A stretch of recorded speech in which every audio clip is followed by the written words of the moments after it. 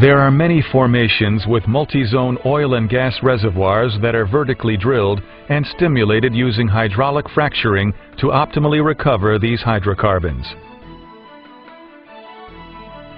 In this example, we show a well targeting 3 sandstone layers, although this number may vary in different oil and gas plays. Once the drill rig and other infrastructure is in place, a bit mounted on the end of the drill pipe begins drilling the well. The well is initially drilled to a designated distance below the deepest fresh water source near the surface.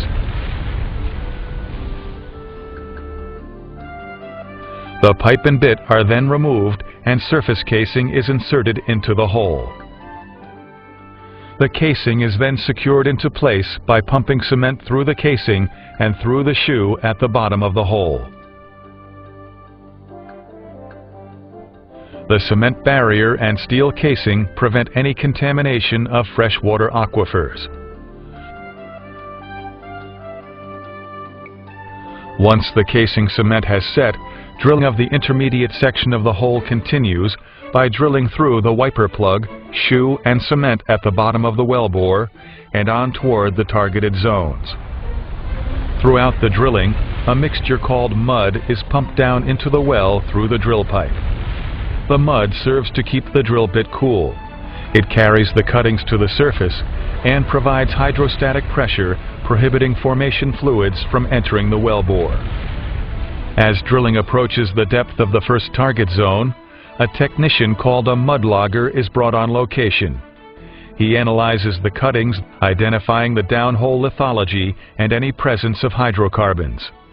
As the well is being drilled, he provides real-time information to the company geologist and rig personnel. Once the bottom of the intermediate section is reached, the drill pipe and bit are again removed from the wellbore, and intermediate casing is inserted into the hole and connected to the surface casing. The intermediate casing is also cemented to secure the hole. The drill pipe and bit are again lowered back into the hole and drills through the wiper plug, shoe, and cement.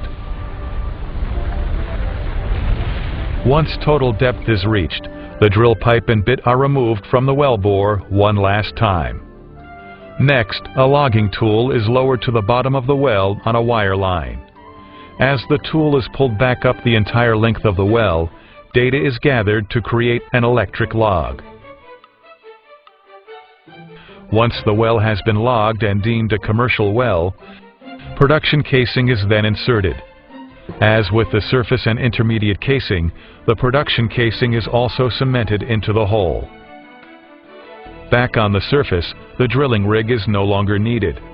A temporary wellhead is installed and the location is prepared for the service crews who will ready the well for production. The first of these steps is to perforate or perf the casing. A perforating gun is lowered by wire line to the lowest of the 3 target zones. An electrical current is sent down the wire line to the perf gun, setting off a charge which shoots holes through the steel casing, cement, and out a short distance into the target formation. The perf gun is then pulled out of the hole. The next step is to hydraulically fracture or frack the zone. Here, sand or other proppants are pumped into the wellbore under extremely high pressure. When the mixture reaches the target zone, the pressure forces it out through the perf holes and out into the sandstone formation, causing it to fracture. This creates a fairway connecting the reservoir to the well and allows the released oil to flow to the wellbore. Next, a bridge plug is placed inside the production casing, isolating the fracked zone. The hydraulic fracture process is then repeated for zones 2 and 1. Now that the frac process is complete, the plugs are drilled out and production tubing is lowered into the wellbore to reach each of the productive zones. Hydrocarbons can now flow simultaneously from each of the zones into the well. The next step is to install a permanent wellhead and other necessary surface equipment. Sometimes a pump jack is used to help bring the oil to the surface. The final step is to install and connect a pipeline to the well that will transport the oil to the nation's pipeline network. Wells that produce from several zones simultaneously result in greater cost efficiency and increased productivity.